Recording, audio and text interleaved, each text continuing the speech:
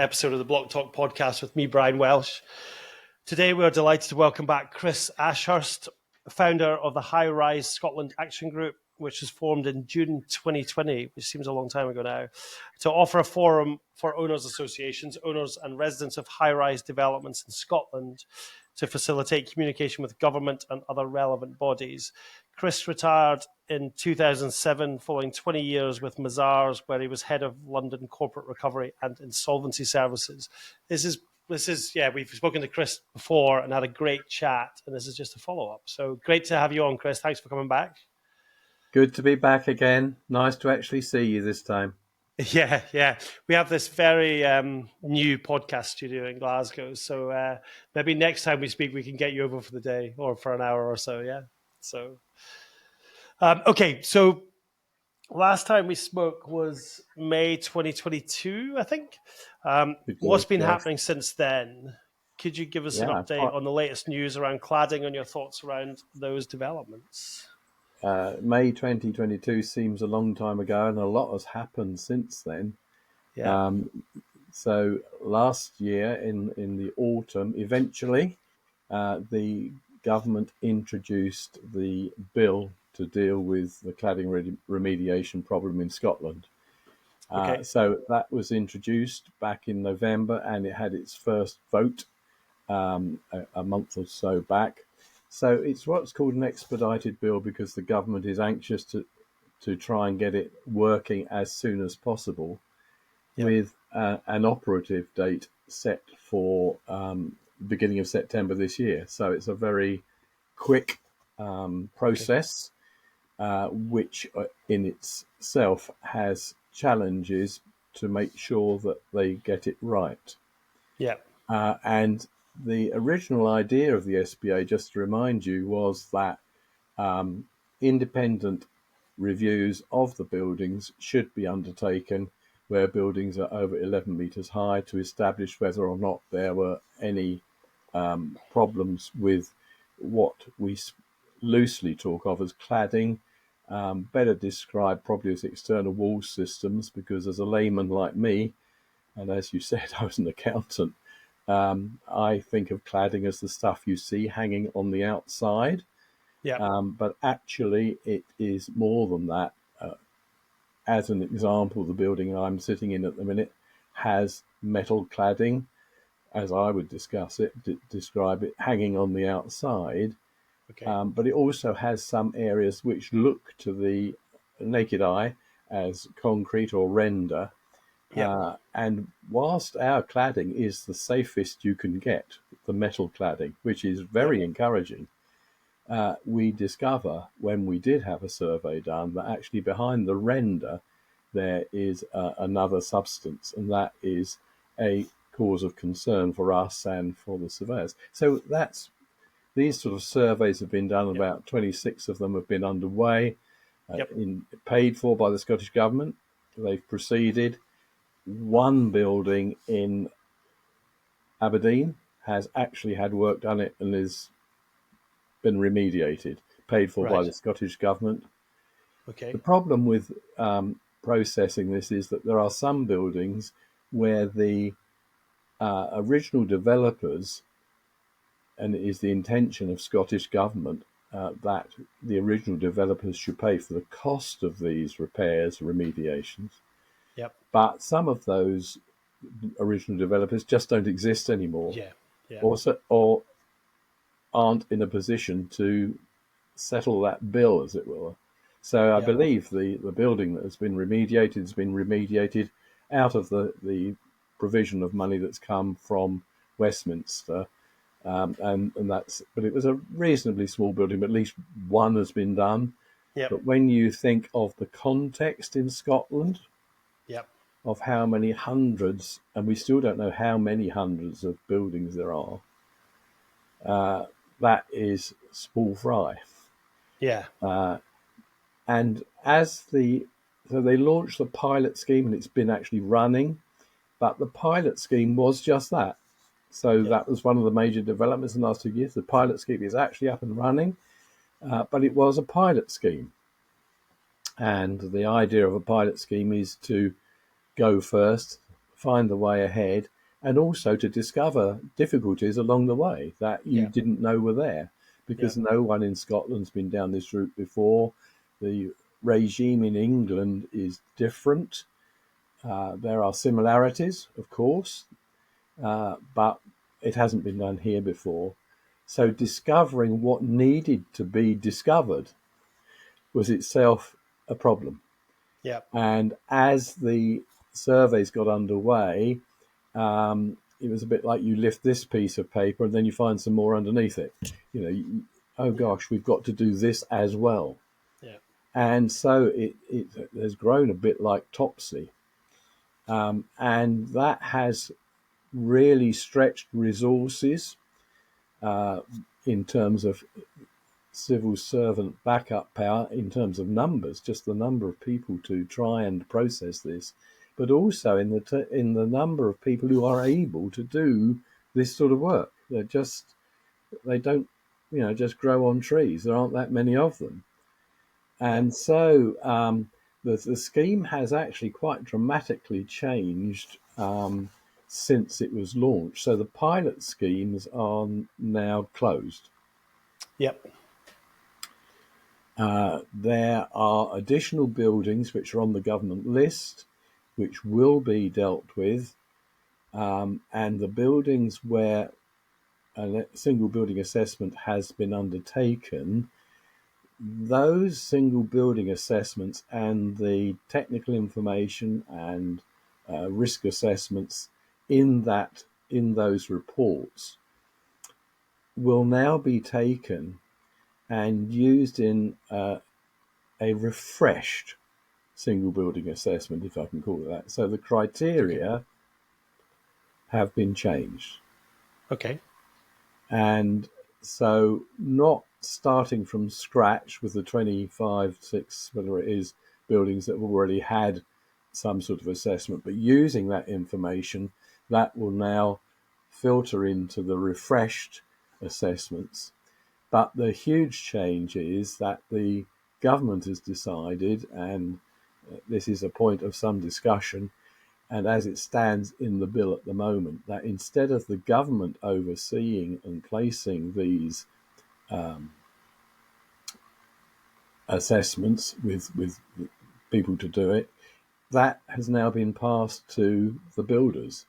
So the very people who actually built the things and in owners' eyes caused the problem in the first place, are now being asked themselves to have assessments done in accordance with a set of guidelines which they have to comply with, but nevertheless, that in a sense the ball has been passed to some extent, or is being passed into the hands of the people who caused the problem in the first place. Now, one could say all sorts of things about that. The builders have said all sorts of things about that. They have largely been anxious to comply, because whilst that system is there, it's not simply that they're nice guys, they're putting their hands up and saying, oh dear, what a shame, we'll deal with it. There has been a carrot and stick situation, so that, as in England, there is to be a scheme where there are approved builders. And if you don't sign up willingly, there are remedies in the Act to enforce that. And also, it seems to stop them building anywhere else in Scotland. So it's a carrot and stick situation. Yeah, it definitely is, isn't it? Yes, we willingly agree, but we've got our hands up behind our backs. It is yet to be seen how that will work out. And so there's a bit of a hiatus in the actual work on the ground at the moment, whilst there is this transition. If you want me to stop there and ask anything, I will. Yeah, no, that's a good. Two things come to mind. Yeah, one, what happens if the builder doesn't exist anymore? I mean, there's some fairly high-profile builders who have gone into liquidation recently. But also if someone does, if this problem happened 10 years ago and they don't exist anymore, how does that happen? But also, the other side of that, and this is the bit you probably didn't mention, how do homeowners and people you talk to all the time feel about the fact that, the people who have, as you put it, caused the problem are now being asked to come up with the surveys. That would seem to, I guess, a good chunk of the general public that's a conflict. Yeah. Yeah. So if we deal with the second point first, actually that was discussed and debated at the hearing on Tuesday. The slightly strange procedure from my point of view, just trying to understand how legislation gets passed, is that the first reading of the bill, so it's the first attempt at getting it right, went before the whole of the Holyrood Parliament. Right. The second one goes to this reviewing committee, which oversees local government issues and so on, and they have been doing incredible work on it. And I have had to give evidence several times at Holyrood. Indeed, the committee actually decided that they would leave Holyrood and come and look at the building, so they came and had one of their committee meetings here in our home, and then walked around the building. So they've been thorough, and they have not been a rubber stamp on the suggestions coming from government. So the issue of essentially people marking their own homework has been pretty thoroughly discussed. And one of the an architect, a leading architect, giving evidence at Holyrood, actually when I was there, actually referred to this, marking your own homework. And most owners, no, perhaps I shouldn't say most owners, I will speak for myself and people I've spoken with, are very concerned about that. And one of the MSPs from Glasgow actually raised this point at the Holyrood committee, where the second stage was dealt with on Tuesday, and raised it quite firmly, seeking to change the bill as it stands to make sure that this is actually overseen more tightly and dealt with perhaps slightly with regulation in a perhaps tighter way than is currently envisaged. And it is a real concern. Why would you trust them? Now, I'm not trying to slag anyone off particularly, but it's just, as you say, you immediately jumped on that. Surely there's a conflict of interest here. And if you are in a commercial situation where you are working for a company, and yes, you've got professional standards, and you have been asked, and they've got to be people who qualify in a specified way, and you've got to work with integrity. But there is a huge conflict when, Joe Bloggs Limited is paying your salary. Do I mention this? This is going to cost a lot of money. Can we get away with doing less? Those are the sort of thoughts that go through people's minds, and obviously through yours. And I think to say it's not resolved, whilst the issue was raised, the MSP who raised it agreed to postpone it until the final hearing, and the housing minister agreed to hear and listen further. And we'll have to see what they come up with. So we haven't got a long time scale here. This is about another month before it comes before back the final reading. So it's pretty quick, and there are very substantial issues in here. Your first question about where there are no longer, the companies don't exist, and they're described as orphan buildings. So as with the example in Aberdeen, the monies that came from Westminster, and there are further monies to come, and will all be used in the process of the single building assessment, but they were used to pay for the actual work. And that money has been used as well In other developments, there have been at least one development where the assessment raised such serious issues that there had to be a decision as to whether or not they should evacuate the building. Wow. You can imagine a high-rise building in Glasgow with a lot of people in it. That's one big effort to undertake. So they actually put in and paid for a waking watch, and that money was used from that fund. So the idea is that where there are orphan buildings and the builders no longer exist, then that money would go to meet that. And there is also to be a levy that is to be is still being worked out as to how the building companies will pay for that. So that's in the current legislation. The thing is that where some it's quite common, and as you know, my past history was that I was a liquidator and receiver. So it was quite common that companies were set up as a single development company. So, you would have one for this particular building, and then you'd have another for another building. That wasn't particularly unusual, and it wasn't meant necessarily to be deceptive. It was a mechanism for the way in which some companies operated. And when you can understand that to a certain point of view as well, because if you've got a building that's maybe not going too well, then the rest of they can keep it separate. Yeah, you can understand why they would do it. So that's part of the reason. And so and again, when the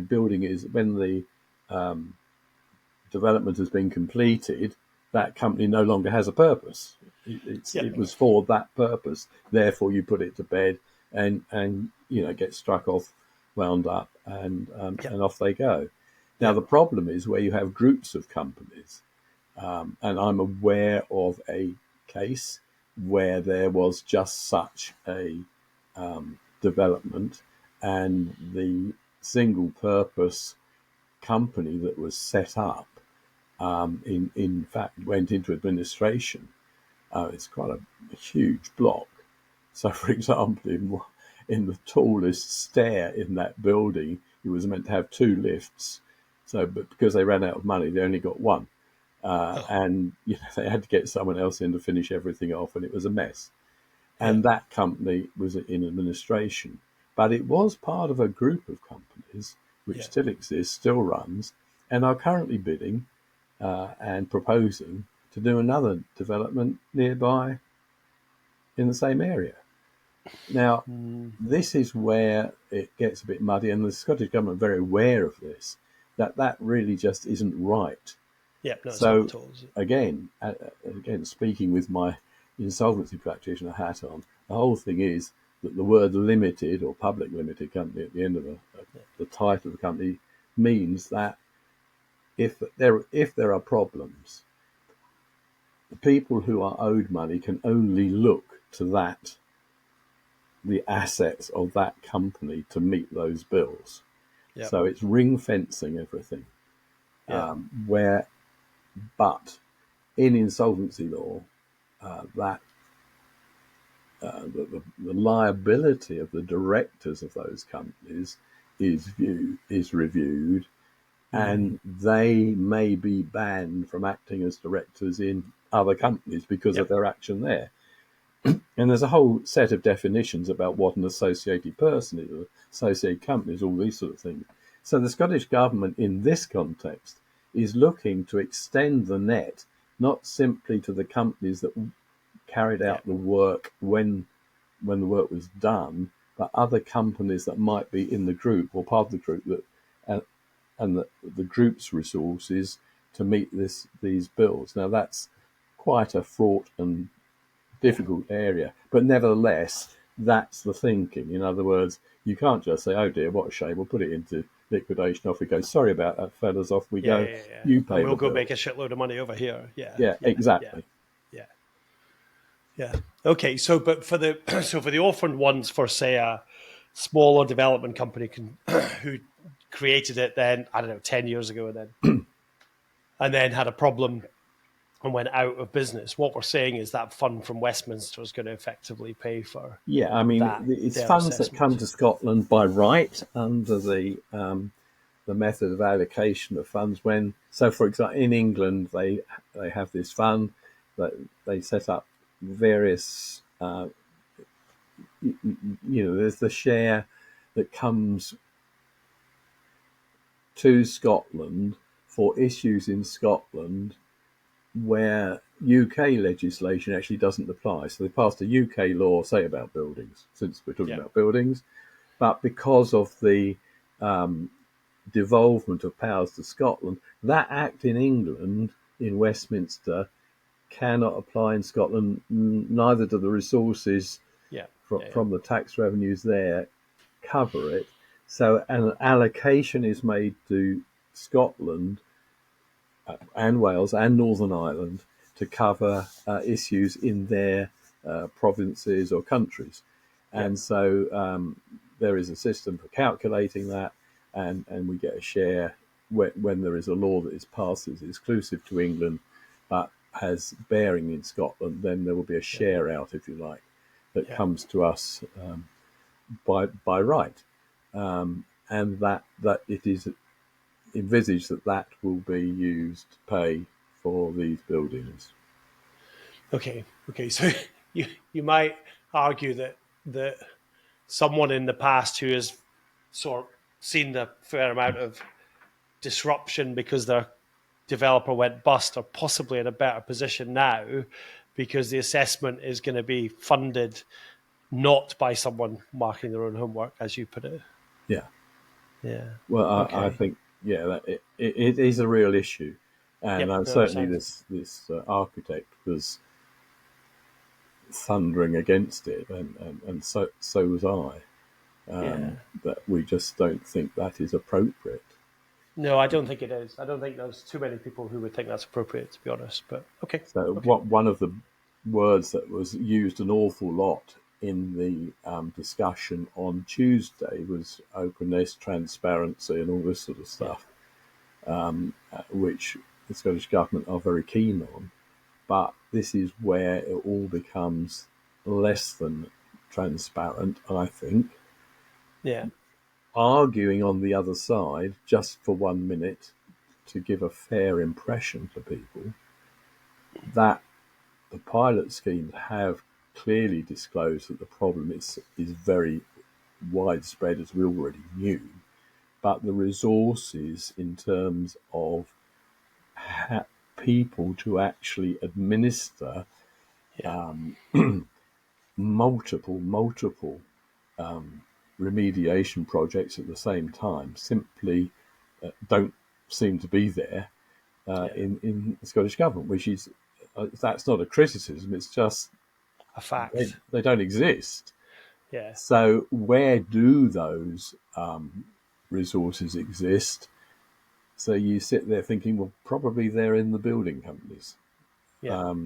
So, gosh, they made the problem, so they better sort it out and deal with it. Now, that kind of slightly argues against what I just said, but you can understand the thinking. Yeah, I mean, it comes down to pounds, shillings, and pence, doesn't it? It's cash. You know, the Scottish Government don't have the money to they don't want to go and have to employ another 20 people to do this. So to pass it back there, then that gets rid of the problem, I guess. I mean, I think the thing is, it wouldn't be 20. They've already got 55 in the department dealing with this now. Yeah. Many of whom, kind of support staff and supposedly comms staff. It's just, and the skills needed are quite specific. Yeah. So that, it is a problem. It is a problem. And the builder's problem with this is, whilst they have willingly, in inverted commas, said we'll pay the bill, they say, yes, but what is the bill? Yeah. What of course is they it don't know that yet. What are we being asked to do? Yeah. And I actually get on pretty well with some of the builders, and the whilst we have our different points of view, you can have some reasonable conversations with them. And their issue, and evidence was given, this is public knowledge, says that Holyrood, one of the builders, a fairly small, well, a smaller firm than some of the great big UK-wide builders, who's been going for a long time, and said, we've actually done a review of the buildings going back to 1982.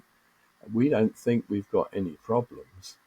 However, we are a small company, and that meant for us we had to go through a lot of papers, not all computerized. Yeah, sure. And actually, you are asking me to sign a declaration and a legal agreement saying I will pay for, or the company will pay for, the work that needs to be done, but you're not telling me what the work is that needs to be done.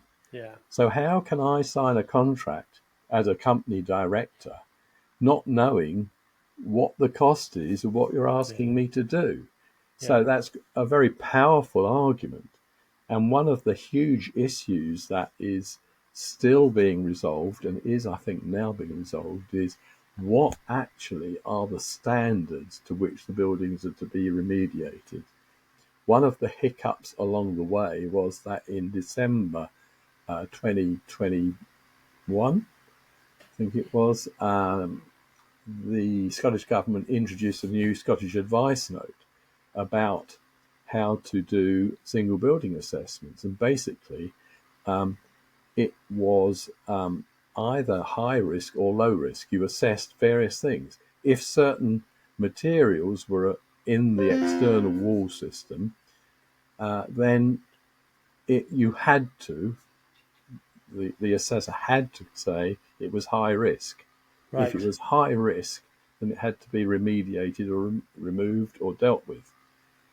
Now, there was no degree, there was no grad. Yeah, it's either one or t'other. Now, I was one of the people who, when we were discussing this in the very first place, when the idea was just in its genesis, and along with the banks and the insurers, and actually most people around the table, we said, well, we need this to be cut and dry. We need to know is either it is safe or it isn't safe.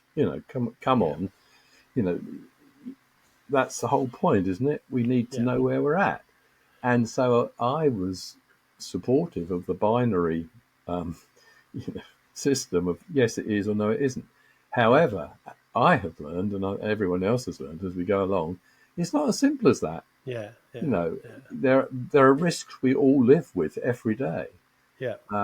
And you have to take a view on them and balance them with everything else. So again, the system is changing, and although that's Scottish Advice, as far as I understand, is still the standard that is actually there, it will not be the standard to which the new SBAs will be done. There will be an assessment of all the risks, but there will be not only identifying the risks, but taking them in,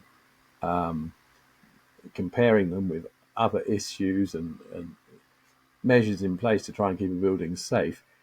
There will be some sort of gradation, if you like, which is sensible. I mean, we've got how many buildings over the hundreds of years in Scotland? We've got gas. It's risky.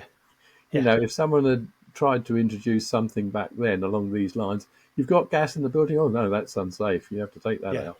I mean, we all live with it. Yes, there've been fires, and sadly, there've been people who've died. But actually, there are risks which we all live with every day. So those risks have got to be graded. Yeah, understood. Okay, moving on from that part of the questioning or the questions then. Last time we kind of talked about how challenging it was for property factors and property managers to navigate all of this. Yeah. Do you think that's improved at all? Is there a better understanding of the problem possibly? There might be a better understanding of the problem. Whether or not it's moved on is another issue. Some factors are embracing the idea of supporting their owners in a very good way, and others have rather distanced themselves, saying we're really only concerned with the management of and repair and so on of the building. Still, that is the case in some cases, sadly. Yeah. However, for them it has proved difficult. The act or the bill is, or some of the discussion in the bill has been about how you communicate with owners. Yeah. You will know that there was a fire in Edinburgh a month ago at Breadalbane, and actually one of the MSPs was actually living in that flat and had to be evacuated. I did not know that. Strangely, he spoke at the debate on Tuesday.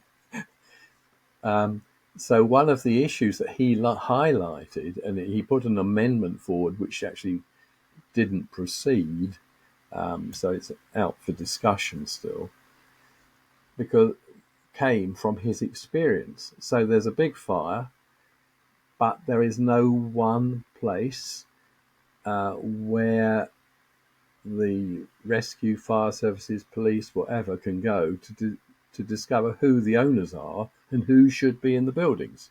Yeah. And that seemed to be, and it was a problem for them there. Wonderfully, no one was injured.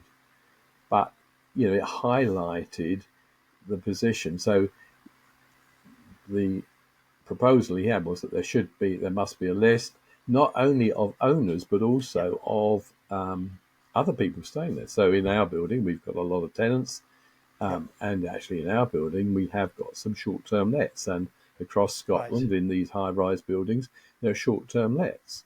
Yeah. So if you have an instant in time and you want to know who is actually in the building, you haven't got the foggiest idea. No, absolutely. So there are practical... A property factor knowing, I guess, thinking from a software point of view, property factor knowing, I guess, if a property has an absent landlord and is tenanted, they'll only possibly know that because the bill is going somewhere different. Yeah. Well, whether it be a letting agent or another. Yeah, the bill. Yeah, I mean, if there is a letting agent, then they should be registered. There's a register, and so on. But nevertheless, contacting some of these people is different. I mean, some of them live abroad. It's just not, and you don't know who's going to be in the property. And people stay in Edinburgh and Glasgow too for 1 night, 2 nights, 3 nights. How do you know that? And also, as the law stands at present, the factor's duty is to deal with the owners. That's what they're there for. Yeah. They can't deal with tenants. Yeah. That's beyond their powers. Yeah. So, yes, it's difficult. Now, I think, and one of the original ideas was that the factors might oversee these remediation schemes. Yep. I think it was in the government's mind that they would be paid to do for it. There'd be some sort of management charge, or they would get a project manager. Yep. But it's now moved, of course, to the fact that that would be the under the builders to deal with and do that. So that removes that from the factors. I mean, it's not they're divorced from the thing. But one of the issues has been communication. So there's another property I'm aware of in Glasgow where the builder has stepped up to the mark and says, yes, we'll do the work. Yep. But they've been trying to communicate directly with owners, and that's been a bit of a mixed bag. And then there's another one here in Scotland where they've written to the owners, and really their communication skills are dreadful. I mean, they scare the living daylights out of the owners, the way they put things. And right. I think in the negotiating process between builders and government over the inclusion in the responsible builders scheme and the paying the bill for the works, in those negotiations, some builders have been kind of using every opportunity, it seems, to fire off shots, as it were, blaming the government for this, that, and the other. Now, it is true. The builders do not know what the cost is. There's no getting away from that. But some of the things that have been said and the way it's been put to owners has been less than helpful. Yeah. Most owners are interested in living in their flats and enjoying them. And actually, even the thing of a single building assessment and the fact there may be a risk in the building, they put it at the back of their minds. It's all, and they don't read stuff that's sent to them. Yeah. So there's a huge problem. I think it's still a huge problem for factors. They're doing their best.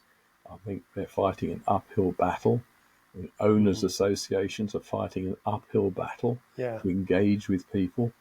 So in our development here, where there's 277 flats, I think it is, the ethnicity of the people living here is very varied.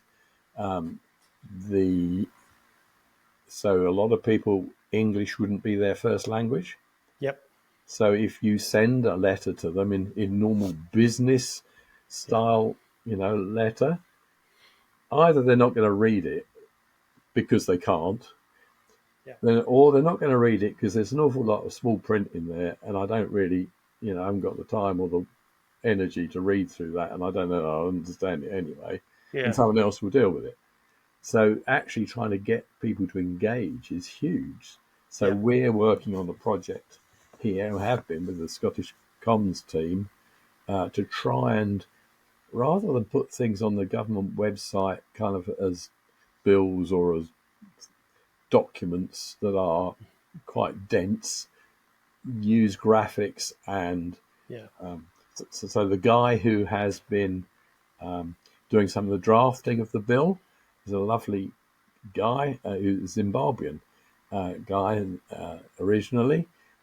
I showed him what we were doing here. So we've got a graphic that opens up, which we're going to use, and it just says info in kind of bright colours and so on the front. It's also got it in all dotted around on the screen in other languages. So we've got it in Russian, we've got it in Chinese, we've got it in, and he looked at what we'd done and he said, "That's my language," because we got his native language from Zimbabwe on it. But it got his attention immediately. Oh, that's my language. So it draws people in. So, but it's a huge problem as to how to communicate with people. That's for factors, owners associations, and government. Yeah, I mean, there's always been an issue. If you, I mean, I've interviewed many principals and property managers from factoring firms on this podcast, and one of the biggest challenges that they have is apathy in developments and actually getting people to engage in these sort of things. So, but when it becomes something like this, which is extremely serious, but some people just want to put their head in the sand as well, because they just it must cause a massive amount of anxiety. They just really don't want to deal with it. Absolutely, exactly. Yeah. So okay, that's really interesting. So last time we spoke, I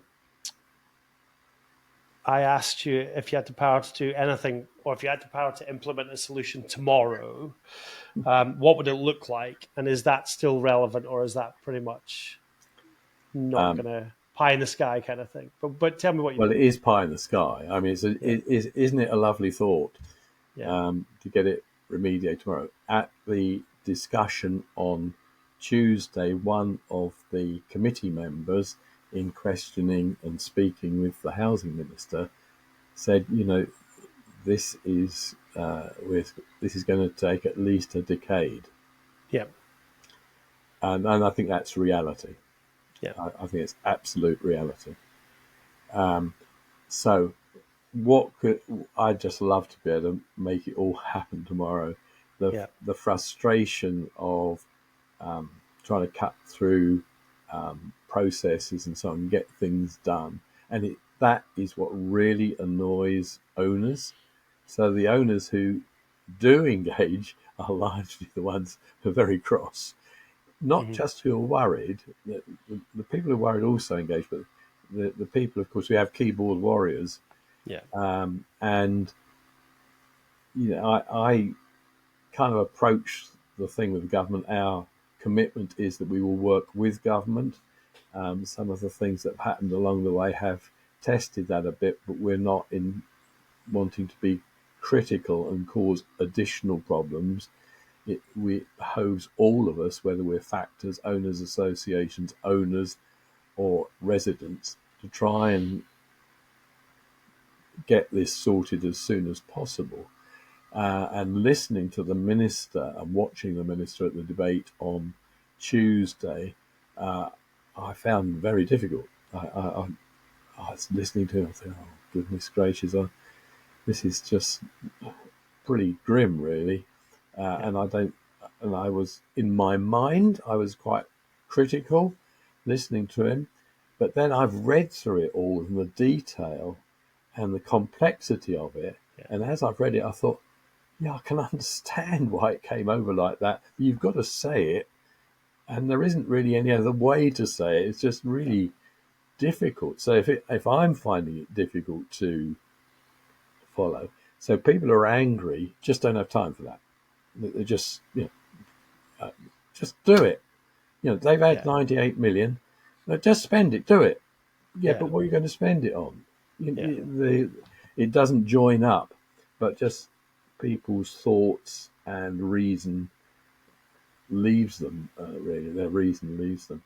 So if I could, what could I do? I mean, I would just love to, I would love to have the resources within Scottish Government or an independent, they were talking at one point of setting up an independent kind of authority or something to deal with this issue. But if that could be done, so it removed the marking your own homework from the equation and get on with it. One of the commitments made last year and in the First Minister's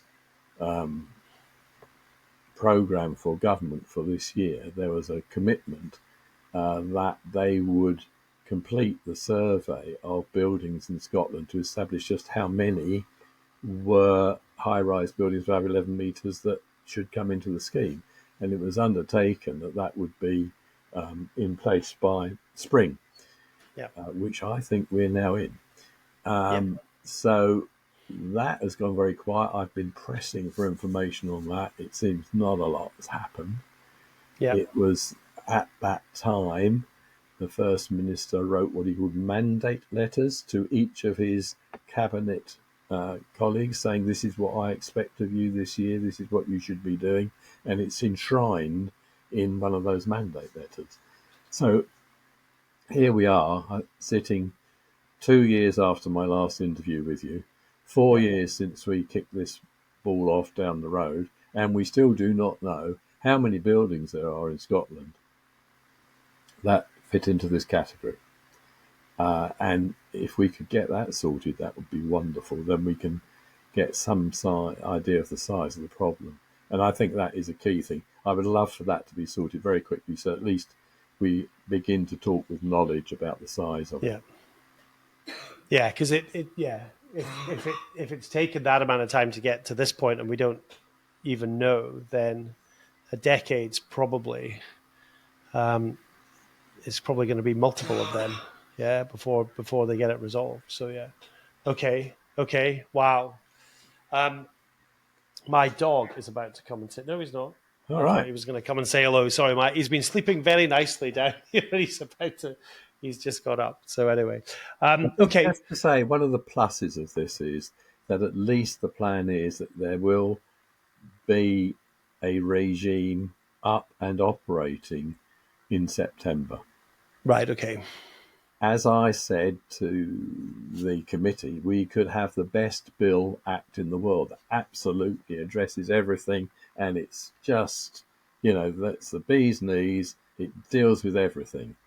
But we might get the words right, but unless we have the resources in terms of manpower to deliver it, it's going to sit there and we're going to look at it and it's going to mock us because that is where the real issue lies. So we may get the act and it may work and it may be good and it may be super, and we might all say that was wonderful, and it might be there working in inverted commas in September, but actually we haven't got the people to do it.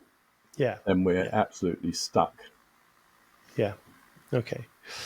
So I think, Chris, that we should have another chat then in about 6 months to a year's time and see where we've got to. That's been a maybe very do one. informative update, though, and very, very useful information. That'd be great. Fine. Okay. Look forward to it. Yeah. Okay. Thanks very much for coming on, Chris. That's all right. It's nice to meet you again.